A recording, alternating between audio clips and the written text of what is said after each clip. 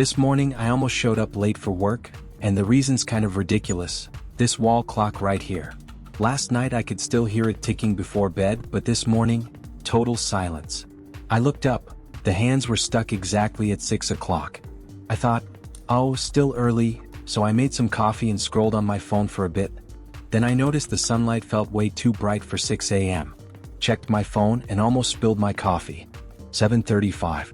And I'm supposed to be at work by 8. I panicked, swapped a new battery, tapped it, shook it, even opened the back to see if something was stuck. But no, the hands didn't move. The funny thing is, I just changed the battery less than a month ago. Can you believe it? One tiny clock almost made me late for work. I think this battery can't be used anymore. To make sure we don't get confused later, I'll mark this battery clearly so it's easy to identify and won't get mixed up with the others. Since I'm not exactly sure what's causing the problem, it could be the clock, the battery, or even both, I'm going to test it by putting in a normal battery first and see what happens. When I put in a new battery, the clock starts running perfectly as if nothing ever happened. So the clock itself is completely fine. Even though it's running fine, we still can't be sure if the battery is about to die, because it came from the same batch as the dead one I bought. So, since we're making a video on how to revive batteries, I'll check its voltage with a tester, and if it's running low, we'll restore it right away.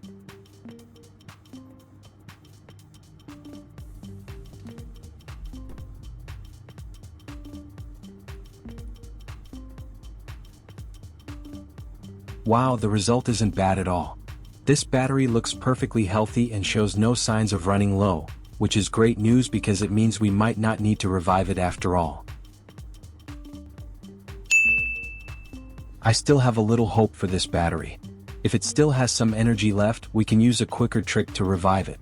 But if it's completely dead, we'll need to spend a bit more time to bring it back to life. After testing it carefully and checking the voltage, it's clear we're dealing with a challenging case. This battery doesn't respond at all to the usual quick tricks. If you're wondering how, don't worry, I've got an idea. Before we start, I'll put the voltage tester aside to keep things tidy. The first step is to get a regular cup, the kind you usually drink from, but one that you don't use anymore. Did you know salt can help revive a dead battery? We'll add 2 teaspoons into the cup. It conducts electricity and helps ions move inside. But this is just a necessary step, it's not enough. Don't try it yet, watch the full video for the method. To fully dissolve the salt, first heat some water until it boils, then pour it into the cup with the salt and stir well. Hot water helps the salt dissolve completely, but it's extremely important not to put the battery in while the solution is still hot. High temperatures can damage the battery's internal structure, melt or warp the casing, cause dangerous leaks, or even make it rupture. Always wait until it cools to room temperature before submerging the battery. Think of this as a controlled experiment. Taking precautions prevents accidents, protects your battery, and ensures the revival process actually works.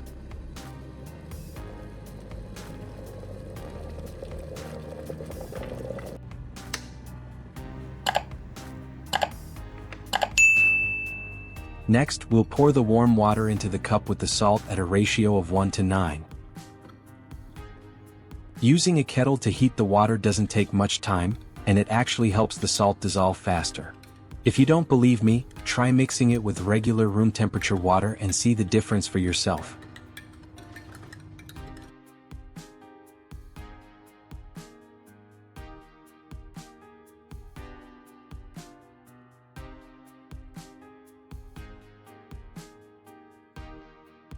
See? I didn't even break a sweat making this diluted salt solution. It's that quick and easy. Here in my hand is a permanent magnet. This is the key difference I mentioned earlier, and it's also why you shouldn't rush to drop the battery into the salt solution just yet. Scientifically, the magnetic field from the magnet can influence the movement of ions inside the battery, helping to restart electrochemical reactions that may have stalled. When a battery sits near a magnet in the fully cooled, diluted salt solution for 30 minutes to an hour, the ions are encouraged to move more freely, which can gradually restore the battery's internal charge. But remember, the solution must be completely cooled first because hot water can damage the battery, warp the casing, or even cause leaks. Think of the magnet as a gentle nudge that stimulates the battery at the microscopic level, giving it a chance to recover naturally. This is why the magnet is so crucial. Without it, the revival process would be far less effective, and you might end up wasting time on a battery that seems completely dead.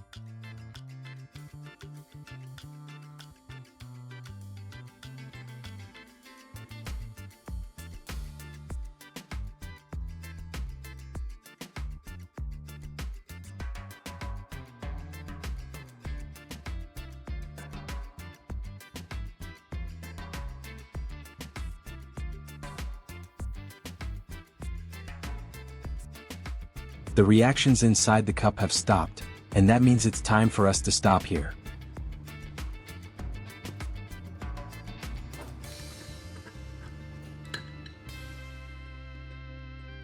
This battery has just been taken out, so it's still quite wet. That means we need to dry it immediately after removing it from the solution.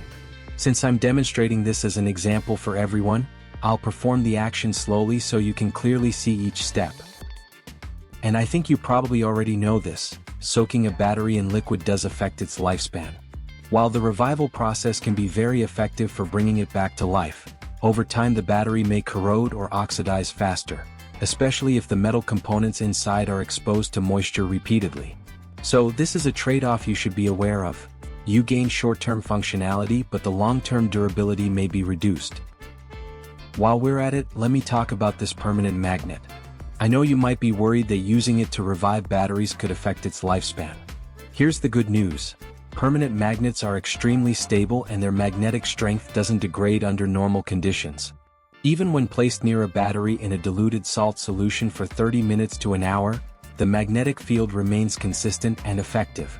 So using it this way won't harm the magnet, and you can safely reuse it many times without losing any of its power. As I mentioned earlier, soaking the battery too long can reduce its lifespan.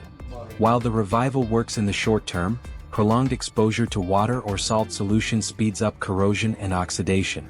So, we'll spray a little multipurpose oil onto both terminals of the battery, and then gently rub them with sandpaper. This helps remove any corrosion, improves electrical contact, and ensures the battery can deliver power more effectively.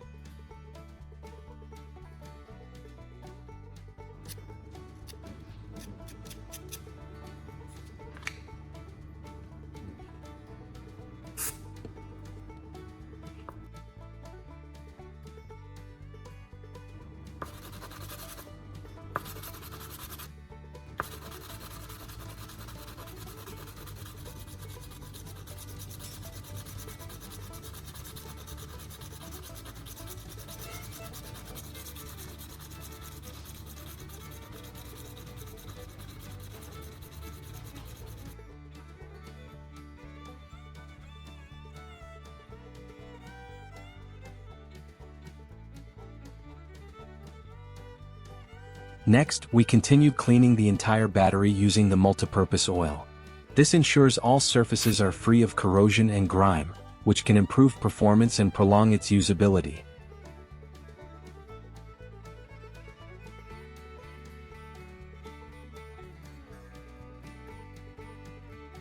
I'm really excited and can't wait any longer. Let's measure the voltage of the battery and see what results we get. This is the moment that shows whether our revival process has worked.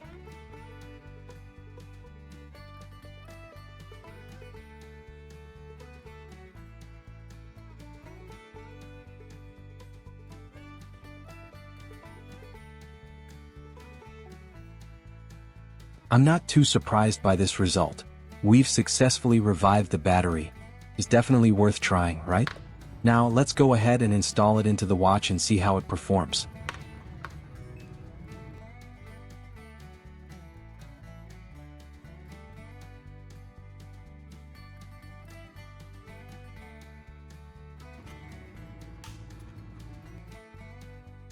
And there you have it. We successfully revived a seemingly dead AA battery using just salt, water, and a permanent magnet. Remember, this method works for a short-term boost, but prolonged exposure to water or salt can reduce the battery's lifespan. Always follow safety steps, make sure the solution is fully cooled, and handle the battery carefully. This experiment shows how small tricks and a little science can bring old electronics back to life. I hope it inspires you to explore more at home, but always be cautious. If you found this video helpful, don't forget to like, subscribe, and share.